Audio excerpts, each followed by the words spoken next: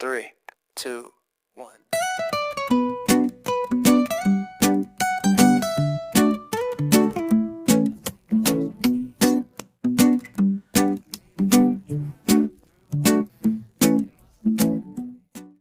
Hi friends, ಎಲ್ಲರೂ ಹೇಗಿದ್ದೀರಾ? ಎಲ್ರಿಗೂ ನಮಸ್ಕಾರ. ಗಾಯತ್ರಿ ಹಾಸನ್ ಚಾನಲ್ಗೆ ಸ್ವಾಗತ.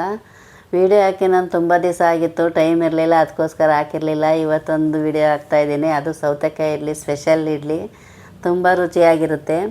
ನೀವು ಟ್ರೈ ಮಾಡಿ ಮರಿದಾನೆ. ಬೆಳಗ್ಗೆ ಟೈಮ್ ಇರಲ್ಲ ಅಂತ ಇರ್ತೀವಿ ನಾವು, ಅರ್ಧ ಗಂಟೆಲೆಲ್ಲ ಇಡ್ಲಿ ರೆಡಿಯಾಗಿಬಿಡುತ್ತೆ ಇದು.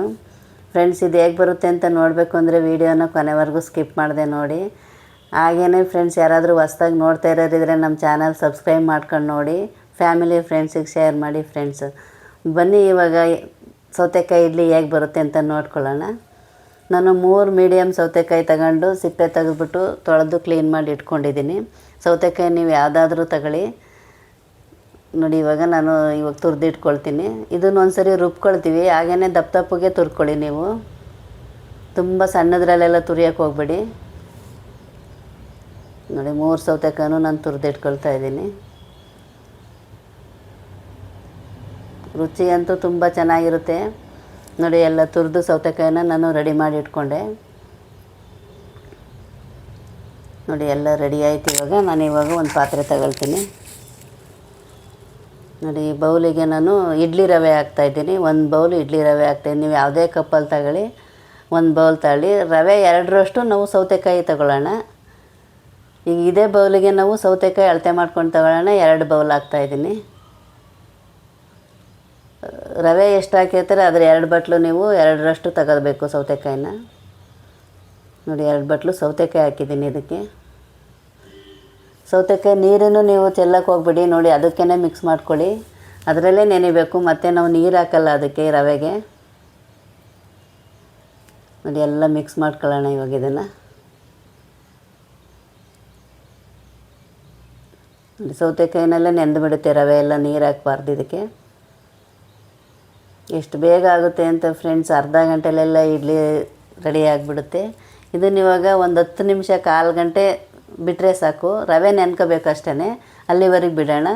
ಇವಾಗ ಆಗಿದೆ ನೋಡಿ, ನಾನು ಒಂದು 1/4 ಗಂಟೆ ಬಿಟ್ಟಿದೆ.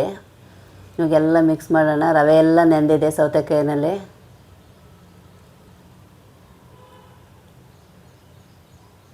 ನೋಡಿ. ಇವಾಗ ನಾವು ಇದನ್ನು ಒಂದು ಸಲ ರುಬ್ಕೋಬೇಕು.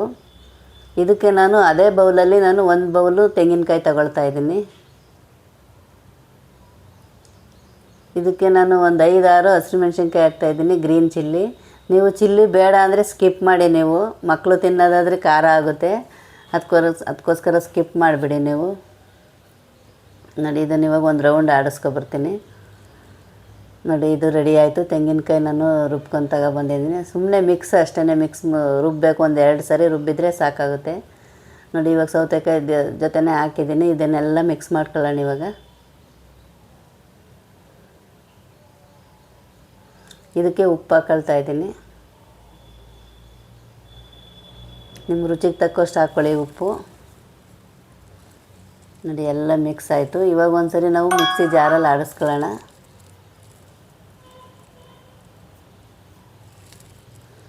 ನೋಡಿ. ಎಲ್ಲ ಹದವಾಗಿ ನೆಂದಿದೆ. ಇವಾಗ ನಾವು ರುಬ್ಕೊಳ್ಳೋಣ. ಇವಾಗ ಸುಮ್ಮನೆ 2 ರೌಂಡ್ ಆಡಿಸ್ಬೇಕಷ್ಟೇ, ತುಂಬ ನುಣ್ಣಗಾಗಬಾರ್ದು, ತರಿಯಾಗಿರಬೇಕು, ಆ ಥರ ರುಬ್ಕೊಳ್ಳೋಣ. ನೀರು ಸೇರಿಸೋ ಅವಶ್ಯಕತೆಯೇ ಇರಲ್ಲ, ಯಾಕೆಂದರೆ ಸೌತೆಕಾಯಿನಲ್ಲೇ ನೀರು ಇದ್ಬಿಟ್ಟಿರುತ್ತೆ, ಅದೇ ಸಾಕಾಗುತ್ತೆ ಇದಕ್ಕೆ. 2 ರೌಂಡ್ ಆಡಿಸ್ಕೊತೀನಿ ನೋಡಿ. ಈಗ ಬಂದಿದೆ, ತರಿಯಾಗಿ ಬಂದಿದೆ ನೋಡಿ. ಇದು ಈ ಹದದಲ್ಲಿದ್ದರೆ ಸಾಕಾಗುತ್ತೆ ನೋಡಿ. ಎಲ್ಲ ರೆಡಿಯಾಗಿದೆ ಇವಾಗ. ಫ್ರೆಂಡ್ಸ್, ಯಾರಾದರೂ ಹೊಸ್ದಾಗಿ ನೋಡ್ತಾಯಿದ್ರೆ ನಮ್ಮ ಚಾನಲ್ ಸಬ್ಸ್ಕ್ರೈಬ್ ಮಾಡ್ಕೊಂಡು ನೋಡಿ, ಹಾಗೆ ಫ್ಯಾಮಿಲಿ ಫ್ರೆಂಡ್ಸಿಗೆ ಶೇರ್ ಮಾಡಿ. ಫ್ರೆಂಡ್ಸ್, ಇದಕ್ಕೆ ಸ್ವಲ್ಪ ಕೊತ್ತಂಬರಿ ಸೊಪ್ಪು ಹಾಕ್ತಾಯಿದ್ದೀನಿ. ಬೇಡ ಅಂದರೆ ಸ್ಕಿಪ್ ಮಾಡಿದೆ, ಕೊತ್ತಂಬರಿ ಸೊಪ್ಪು ಬೇಡ ಅಂದರೆ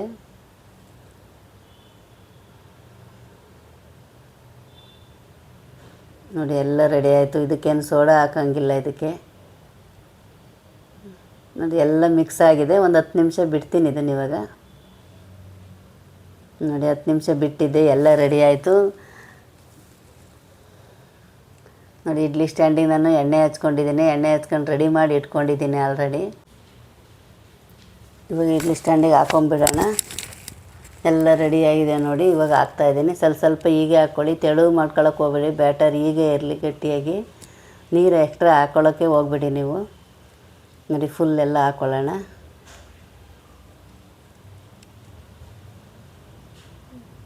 ನೋಡಿ ಎಲ್ಲ ರೆಡಿ ಆಗ್ತಾಯಿದೆ. ಆಯಿತು, ಇವಾಗ ಎಲ್ಲ ಸೆಟ್ ಮಾಡಿ ಇಟ್ಕೊಂಡಿದ್ದೀನಿ. ಒಂದು ಕಡೆ ನಾನು ಇಡ್ಲಿ ಕುಕ್ಕರ್ಗೆ ನೀರು ಹಾಕ್ಬಿಟ್ಟು ಇಟ್ಟಿದ್ದೀನಿ. ನೋಡಿ ಎಲ್ಲ ರೆಡಿ ಆಯಿತು. ನೀರು ಬಿಸಿಯಾಗಿದೆ ಇಡ್ಲಿ ಕುಕ್ಕರಲ್ಲಿ. ಇವಾಗ ಇಟ್ಬಿಡ್ತೀನಿ. ನಾರ್ಮಲ್ ಇಡ್ಲಿ ಹೇಗೆ ಬೇಯಿಸ್ತೀರ ಹಾಗೆ ಬೇಯಿಸಿ 10 ನಿಮಿಷ, ಕಾಲು ಗಂಟೆ ಆದರೆ ಸಾಕು, ರೆಡಿ ಆಗಿಬಿಡುತ್ತೆ. ನೋಡಿ ರೆಡಿ ಆಯಿತು. ಇವಾಗ 10 ನಿಮಿಷ ನಾನು ಬಿಟ್ಟುಬಿಡ್ತೀನಿ.